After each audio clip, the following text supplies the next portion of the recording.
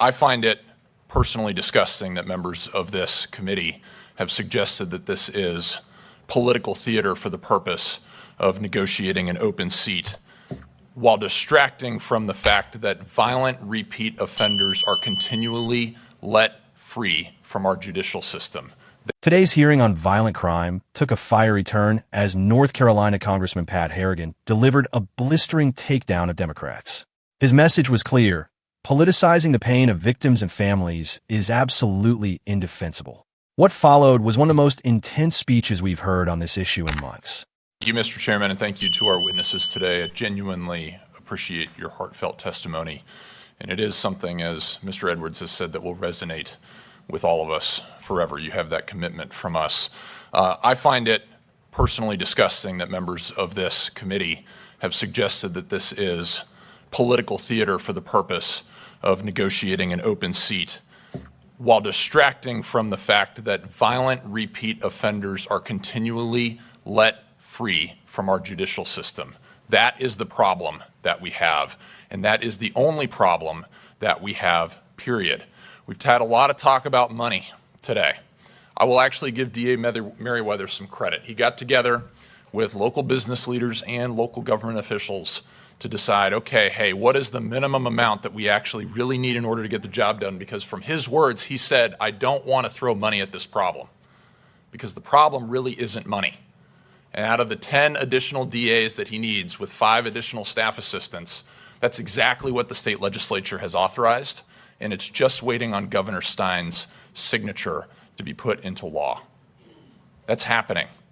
But we've got to understand that the lack of 10 DAs in a system that has 84 DAs already is not the problem, and it's mutually exclusive from the problem of judicial posture with respect to judges and magistrates simply allowing violent repeat criminals back on our streets, as well as trial delays, which, as we all know, over the course of time, we lose witnesses, we lose accuracy of testimony. It degrades the system of justice that we have. We cannot allow this to continue to stand. But what I find absolutely indefensible is politicizing this committee testimony here today in front of these victims and the families of these victims, saying that this is for political purposes. Mr. Asher talked about statistics today.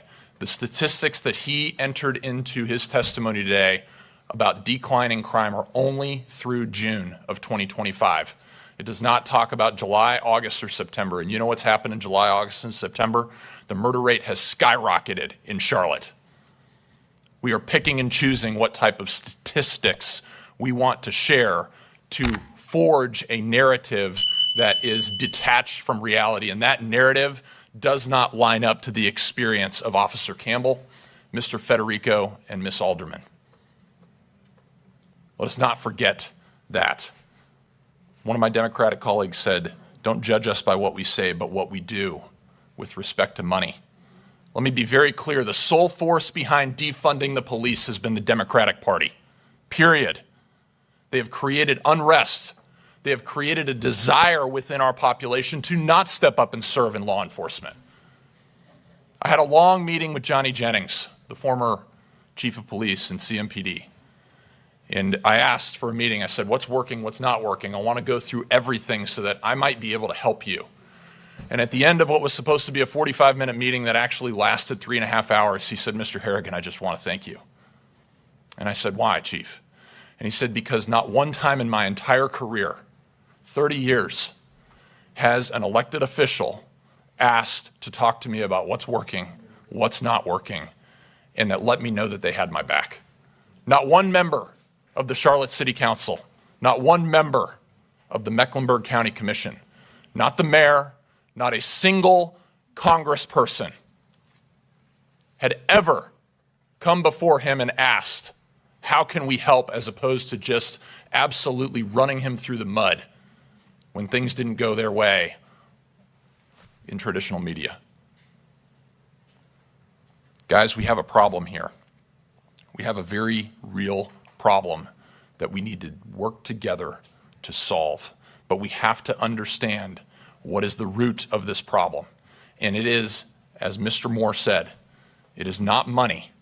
It is poor policy built on poor principle that is leading us down the road to failed outcomes. We have failed leaders who are leading us down the road to failed outcomes, and it's their kids that paid the price. That's got to stop. I've got a daughter, 2 daughters, Reagan and McKinley. They're 6 and 8. And God forbid, if something like that ever happened to them, I could not be a civil citizen. Mr. Federico, I thank you for your restraint today. God bless you. I yield back. The gentleman yields. I recognize Mr. Schmidt from the great state of Kansas, I believe. Thank you, Mr. Chairman. And Harrigan began by thanking the witnesses and victims' families, praising their courage in testifying. But he quickly shifted to rebuke members of the committee who suggested the hearing was political theater. He declared that using tragedy as a tool for political gain, especially in front of grieving families, is unacceptable. The congressman pushed back on claims that funding shortages are the real issue. Instead, he pointed to judicial failures, judges and magistrates releasing violent repeat offenders, and long trial delays that weaken cases. According to Harrigan, the lack of accountability in the justice system is the core problem, not money. Harrigan accused Democrats of driving defund-the-police efforts, which he said have created distrust in law enforcement and discouraged people from serving. He criticized selective use of crime data, noting that while official reports show declines through mid-2025, Charlotte's murder rate has surged in recent months. He shared a striking story from a meeting with former CMPD Chief Johnny Jennings, who revealed no elected official had ever asked him what was working or how they could help. Instead, city leaders and local officials attacked police leadership in the media. Harrigan framed this as a leadership failure built on poor policy and poor principle. In closing, Harrigan referenced his 2 young daughters, saying if they were ever victims of violent crime, he could not remain a civil citizen. He praised victims and families for their restraint and called for an end to failed policies that cost innocent lives. If you believe these hearings expose the real failures in our justice system, hit that subscribe button right now. Stay updated as we continue to break down the most powerful moments from Capitol Hill. Pat Harrigan's fiery words left the room silent, but his message rang loud. Politicizing violent crime is indefensible, and failed leadership must be held accountable.